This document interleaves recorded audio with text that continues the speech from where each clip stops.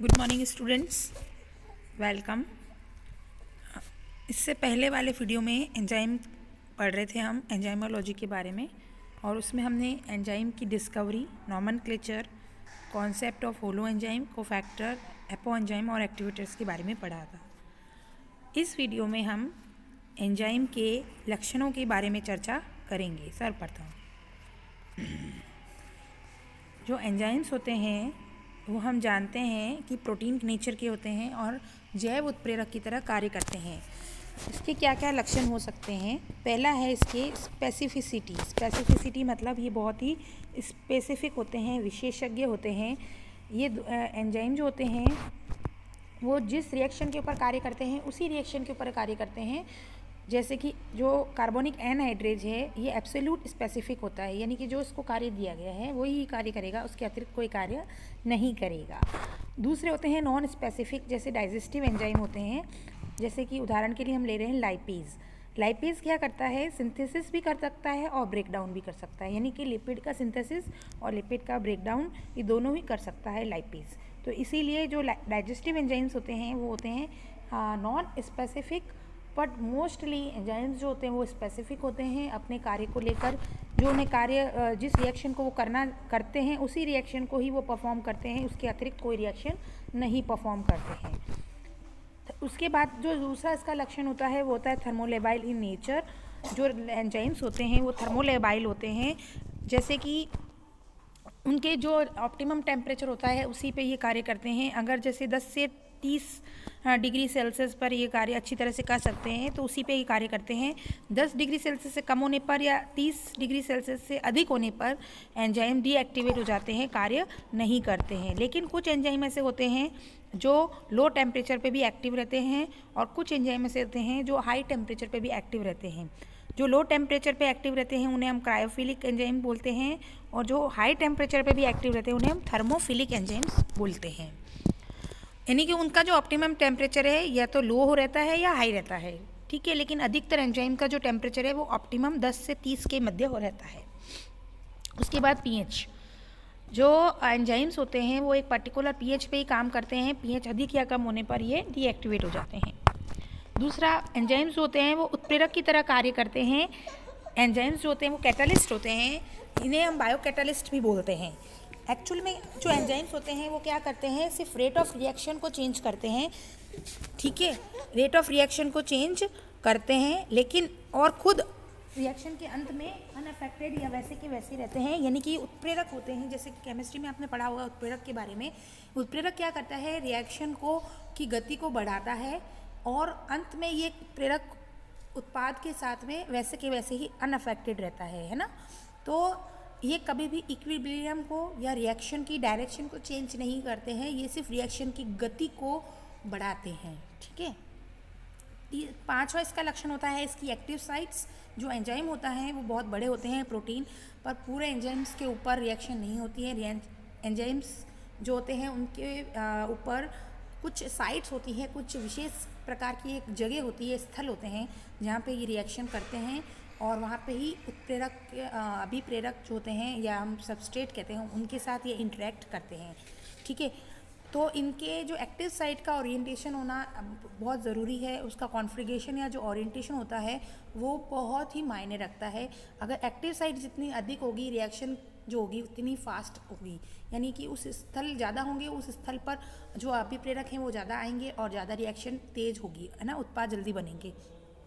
Reaction enzyme चाहे कितना भी बड़ा हो, लेकिन अगर एक्टिव साइट उस पर कम है तो सबस्ट्रेट उस पर बाइंड नहीं कर पाएगा और उत्पाद जो है वो कम मात्रा में बनेगा, ठीक है। तो एक्टिव साइट की संख्या या एक्टिव साइट का जो स्थल है वो कितना है वो उस पर निर्भर करता है एंजाइम की गति, ठीक है।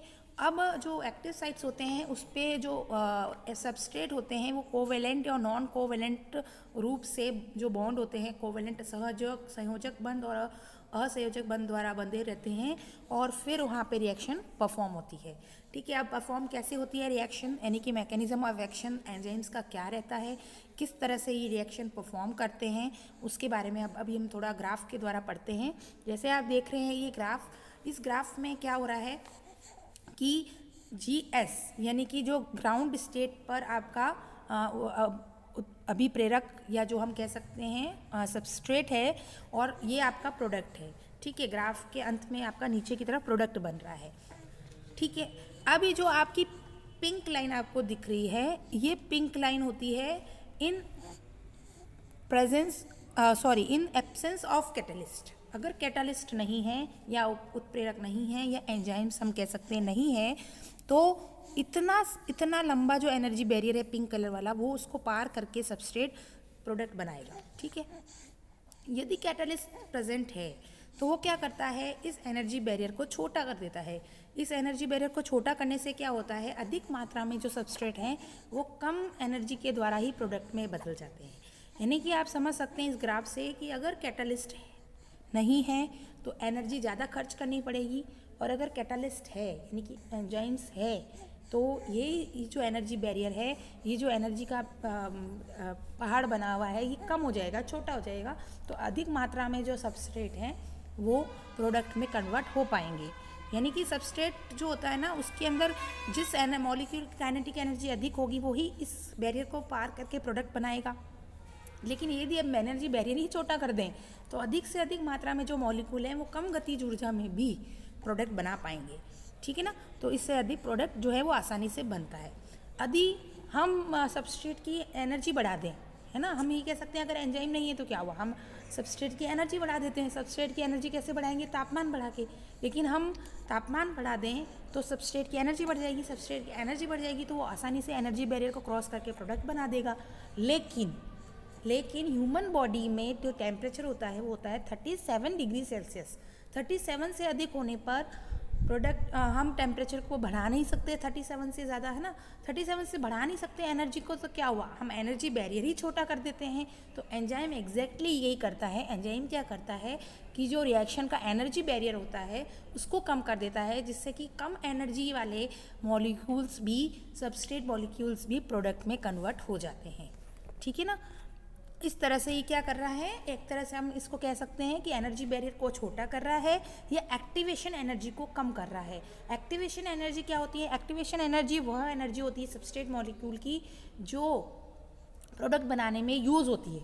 ठीक है ना, अगर हम इस एक्टिवेशन एनर्जी को ही कम कर दें तो ज़्यादा से ज़्यादा मॉलिक्यूल भी कम ऊर्जा लेकर प्रोडक्ट बना सकते हैं।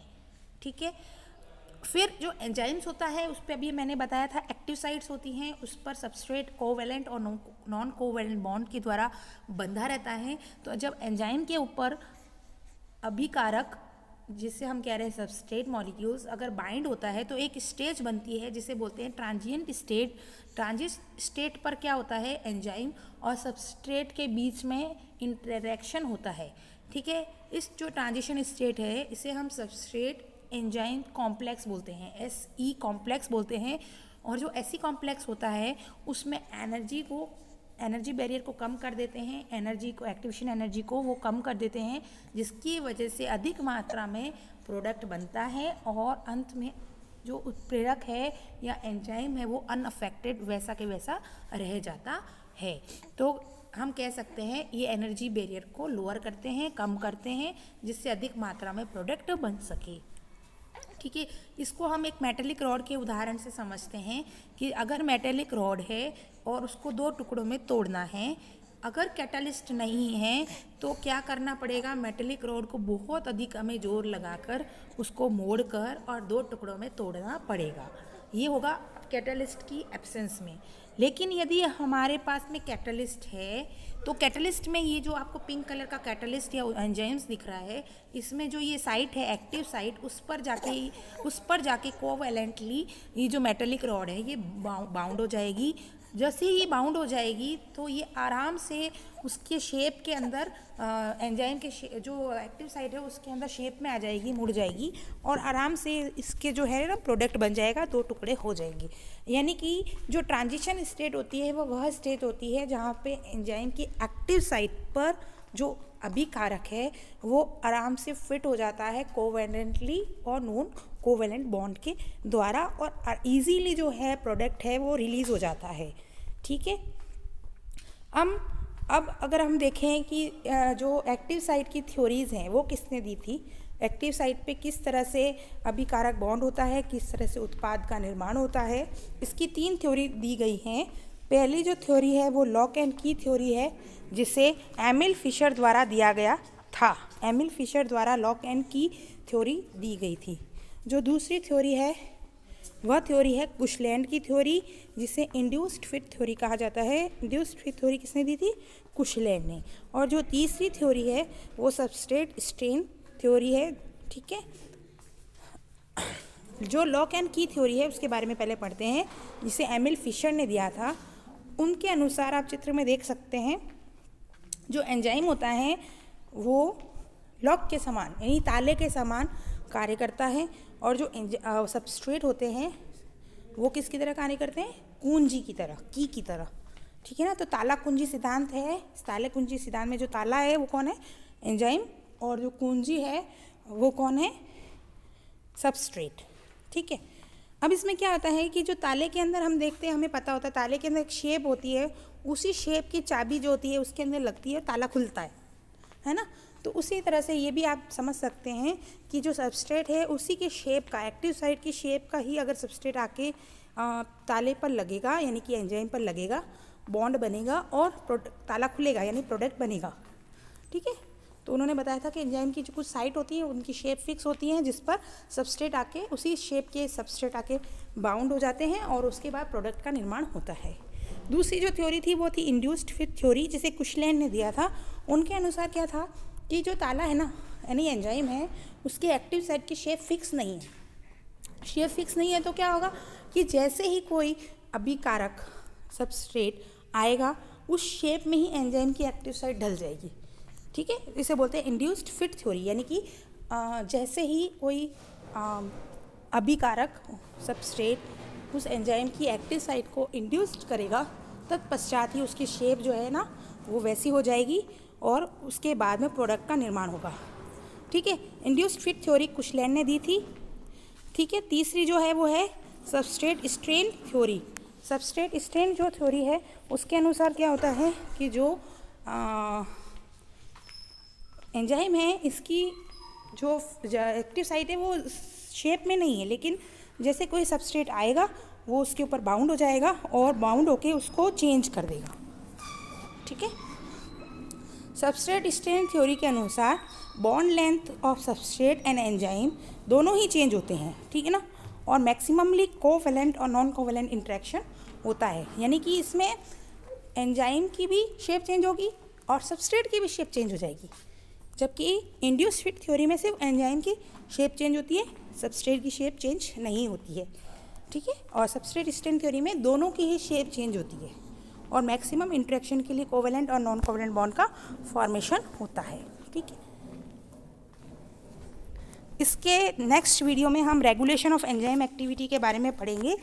तो ये आपने अभी जो पढ़ा वो एंजाइम के क्या पढ़े? लक्षण, और एंजाइम किस तरह से कार्य करता है, इसमें मैकेनिज्म ऑफ एक्शन इसका क्या है, इसका मोड ऑफ एक्शन क्या है, इसकी 3 थ्योरीज के बारे में आपने अध्ययन किया। Thank you very much.